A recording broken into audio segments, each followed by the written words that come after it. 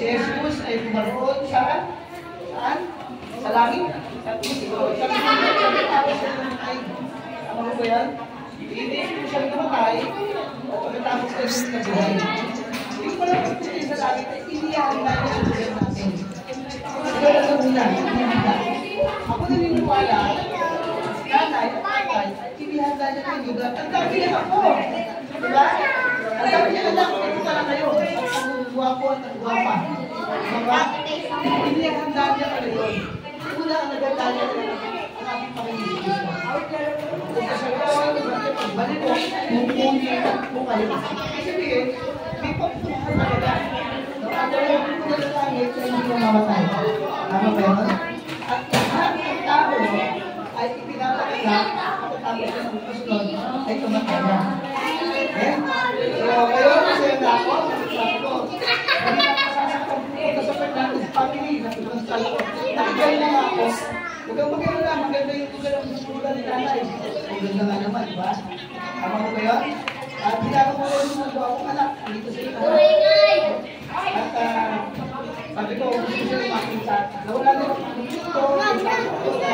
Ano ba yan? Pagkailan ng pinuntahan ko sa Fernandez family. Pero pagkatapos ito, hindi na pa tayo pag-uusapan mo natin. Ano ba? Hindi na ako.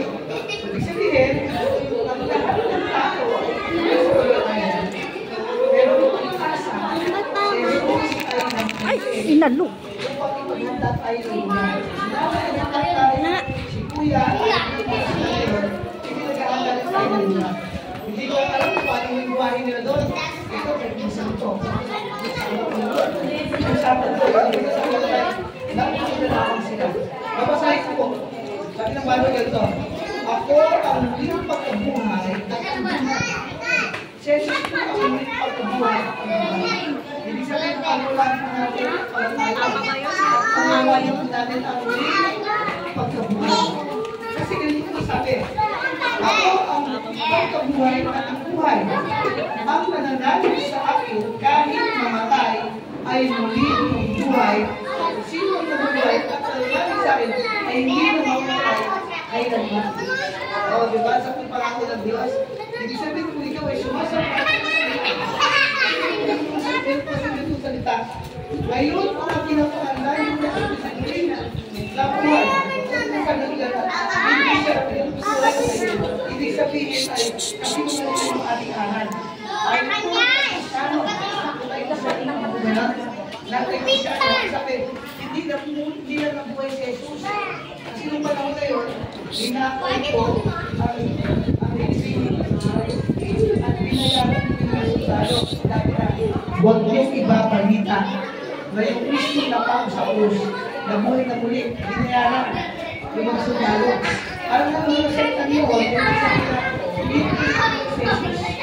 Hindi ko naman ito bayaran.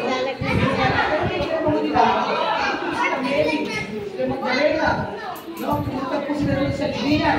Kung makikipag nila, kasi kung may tayo ito, dahil hindi ko sa lumay lang. Ha?